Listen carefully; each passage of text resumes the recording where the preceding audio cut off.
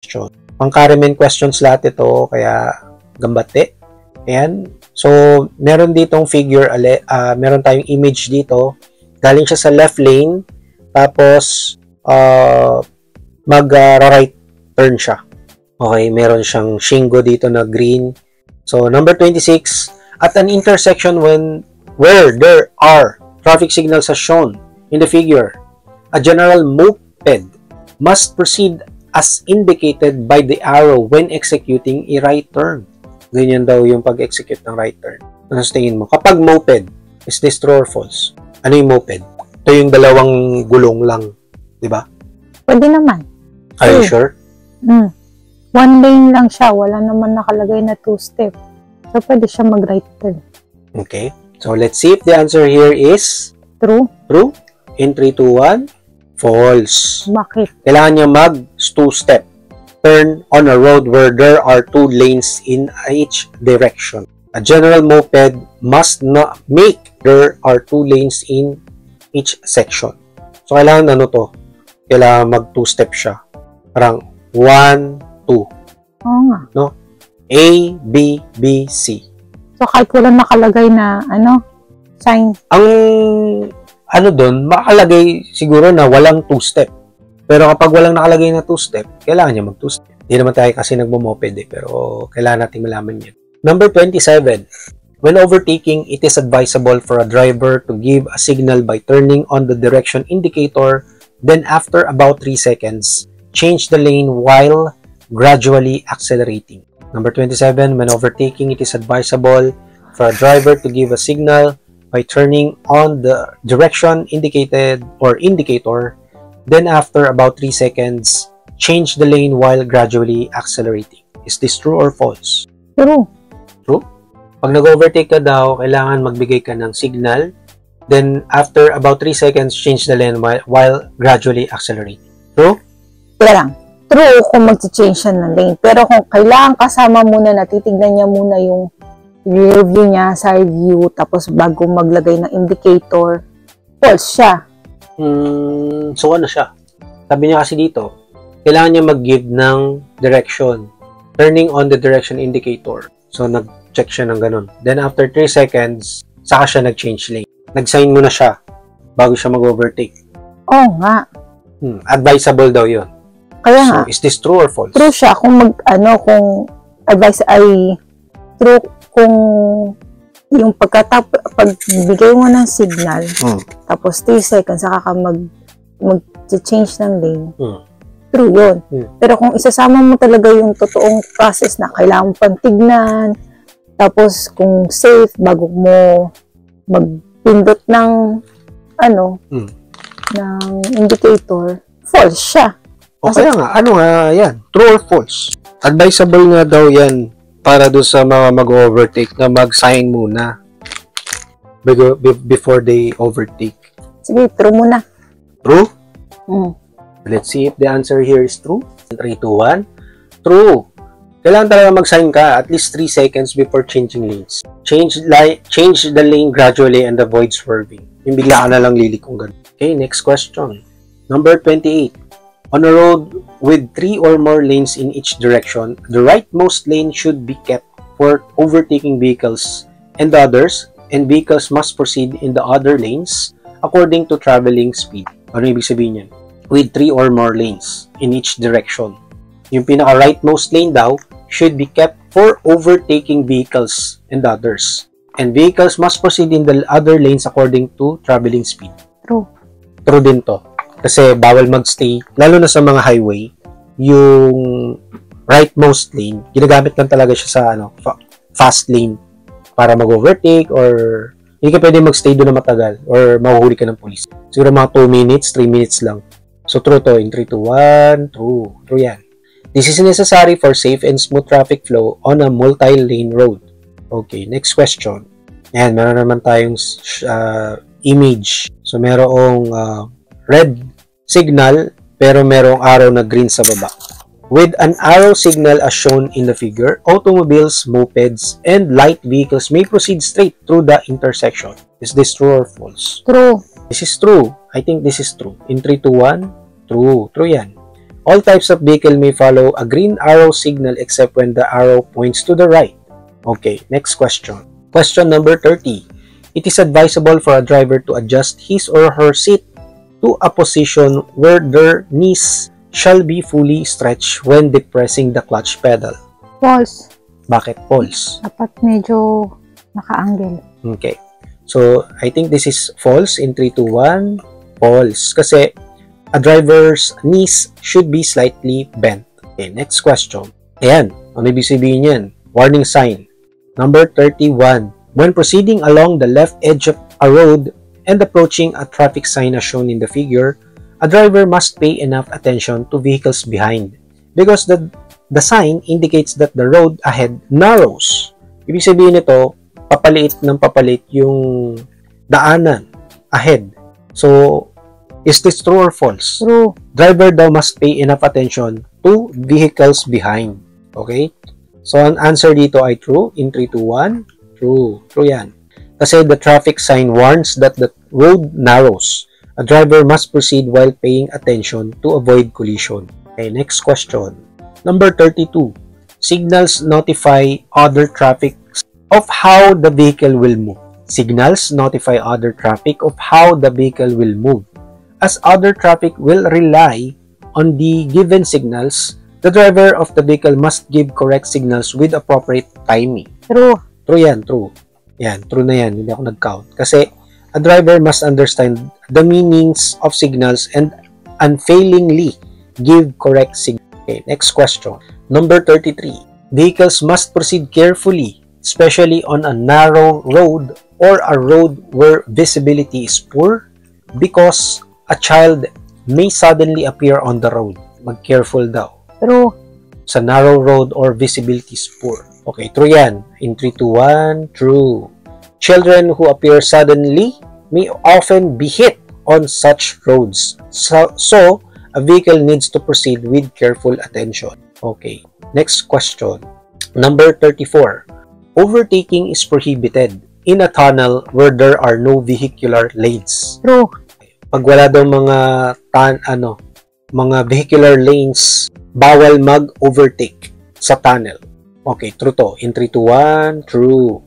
Overtaking is prohibited in a tunnel where there are no vehicular lanes because it is too dark, narrow, and dangerous to overtake. Next question. Ayan, meron na naman tayong directional sign. So, anong ibig sabihin na to? Nakakita tayo nito kanina. Number 35. Executing a left or right turn is prohibited at an intersection where there is a traffic sign as shown in the figure. Is this true or false? Bawal daw dumaan sa left and right kapag may ganyan daw sign. Bawal? Ayan o. Executing a left or right turn is prohibited at an False. intersection where there is a traffic sign as shown in the figure. So, the answer here is False. false. In 3, 2, 1, false. False yan. Kasi nga, ginagamit yan dun sa mga mag-execute to the left or right and may not proceed straight through. Okay. Next question. Tamis na. Question number 36. The distance from the point where a driver senses danger and depresses the brake pedal to the point where the vehicle stops is always the same, regardless of the conditions of the road surface, assuming that the vehicle proceeds at the same speed. Yung distance daw from the point na nagkaroon ka ng sense of danger and kung kailan ka daw nag-brake ng pedal, yung stopping point daw nun is always the same, regardless of the condition of the road surface. False. False yan. Alam ko false din to kasi merong pag umuulan or dry yung road, iba-iba. Tapos, Mabigat pa yung daan. yun, maraming mga factors na kailangan consider. Kaya false to. In 3, 2, 1, false. False yan. Kasi yung stopping distance is largely affected by the conditions of the road surface. It becomes longer on wet road surfaces. Okay, next question. Makakailan score ka kaya rin? Out of 50 because ano to siya eh. Ayun, 46 to pass daw. Number 37. It is advisable for a driver to sound the horn when proceeding near a bicycle to alert the cyclist. It is advisable for a driver to sound the horn when proceeding near a bicycle to alert the cyclist. False. This is false in 3, 2, 1. False. False yan. A driver must proceed while maintaining a safe distance from a bicycle or slowing down and not alerting the cyclist by sounding the horn. Hindi ka basta-basta gagamit ng horn dito. Bawal yun. Number 38. The precautions of approaching a bicycle crossing are basically the same as those of approaching a pedestrian crossing. True. True yan, kasi they are both considered pedestrian. Okay? This is true in 3, 2, 1. True. A driver must look out for vehicles which are vulnerable in the same way as for pedestrians. Okay, next question. Question number 39. One may drive a minibus with a seating capacity of 11 passengers with a regular license. True. Yan. Minibus, true ba yan? Sure ka? One may drive a minibus with a seating capacity of 11 passengers with a regular license. 11, diba? Hindi man 14. Are you sure? Regular license yan. Is this true or false? Pwede daw mag-drive ng minibus yung mga merong regular license with a capacity of 11 passengers. Kung minibus, false. Minibus na yun eh, malaki yun. Oo nga, pero yung number, tama ba? Di ba regardless kung ilang passenger, basta minibus, hindi pwede ang regular? Meron yung number. Kahit malaki Ilang yun? passenger. Ang Basta pwede. yung passenger? Yes. Di ba katulad din nun sa mga plates? Pag white plate, 5 or more. Pag yellow plate, 4 only. 4 below. 4 passengers. So pagdating dito, ilan ang passenger na kailangan mong i-drive para makapag-drive ka ng minibus? Or anong lisensya yung kailangan mo para makapag-drive ka ng minibus with 11 passengers? Baka true. True? O sige, let's see if the answer here is true in 3, 2, 1. False yan, Han. Kasi ito nga kaya nga kumukuha si Jerome ngayon ng lisensya. Hanggang ilan ba ang regular license? 10 passengers. Pero pag more than 10, kailangan mo nang mag-upgrade ng lisensya. A vehicle with a seating capacity of 11 passengers is a medium vehicle and therefore cannot be driven with a regular motor vehicle license. So, 10 pa ba? Regular. Yes. And kahit regardless, Regular. minibus siya. Okay, number 40. A driver must not obstruct the movement of the vehicle ahead when it is giving a signal for changing lanes to make a left or right turn unless not obstructing the vehicle would require the driver to brake or swerve suddenly. Hindi daw kailangan mag-obstruct yung driver of the vehicle ahead when it is giving a signal for changing lanes to make a left or right turn unless not obstructing vehicle would require the driver to brake or swerve suddenly. Is this true or false? True. True. So let's see if the answer here is true. In 3, 2, 1. True. True. Drivers should put themselves in a position of the vehicles ahead and give way so that the vehicle ahead can change lanes easily. Next question. Number 41. When a road is congested, vehicles may proceed by crossing the center line into the right side of the road. Is this true or false? False. Bakit false? Sabi niya, when road is congested, ibig sabihin may traffic. When road is congested, vehicles may proceed by crossing the center line into the right side of the road. False? So let's see if the answer here is false in 3, 2, 1. False. False yan. Traffic congestion does not provide an exception to driving on the left side of the road. So hindi pwedeng dahil nagmamadali ka, magbaviolate ka ng rules. Question number 42. Giving consideration not to interfere with other traffic or to ensure that safety of other results in the following traffic regulations. True. Giving consideration not to interfere with other traffic or to ensure the safety of others results in following traffic regulations. True? True yan. 3, 2, 1. True. Traffic regulations are established for preventing trouble, and ensuring safety. Next question. Oh, meron tayong sign dito. Ano ibig sabihin daw niyan? 50. So, naka-pavement yan ha. Alam mo yung ibig sabihin ng pavement? Ibig sabihin naka-embed sa kalsada. On a road where there is a pavement marking as shown in the figure, automobiles must not proceed at a speed over 50 kilometers and general mopeds must not proceed at a speed of over 30 kilometers per hour. Is this true or false? True. True. So, let's see if the answer here is true. In 3, 2, 1. True. Pag may nakalagay na 50, yun yung maximum speed limit. This pavement markings designates a maximum speed limit of 50 kilometers per hour However, general mopeds must not exceed 30 kilometers per hour. Next question. Konti na lang. Number 44. Vehicles must slow down when executing a left or right turn. Vehicles must slow down when executing a left or right turn. True. True? So let's see if the answer here is true. In 3, 2, 1. True. Executing a left or right turn involves risk and vehicles must slow down to safely execute a turn. Next question. Yan, meron tayong symbol dito. Pedestrian. So number 45. Light vehicles or mopeds may proceed on a road where there is a traffic sign as shown in the figure. Light vehicles or mopeds may proceed on a road where there is a traffic sign as shown in the figure. Is this true or false? False. False. False. In 3, 2, 1. False. False yan. Kasi ano yung daanan yan eh. In principle, even light vehicles or moped must not proceed with that symbol. Bawal yan. Okay, number 46. Even when being overtaken by the vehicle behind, a vehicle may overtake the vehicle, or vehicle yun ahead before being overtaken because vehicles preceding in front have right of way. Nakakabulol yun False. Ano yun? Double overtaking is bawal. Ang daming beses binanggit yung overtake dito. Okay, next. Ano to? Ang sagot dito ay? False. False. In 3, 2, 1. False. A vehicle must not overtake when a vehicle behind is attempting to overtake. So, double overtake is bawal. Okay, question number 47. The timing and method of the signal for a U-turn are the same as those for the signal for a right turn, except roundabout. The timing and method of the signal for a U-turn are the same as those for the signal for a right turn, except roundabout. True. True.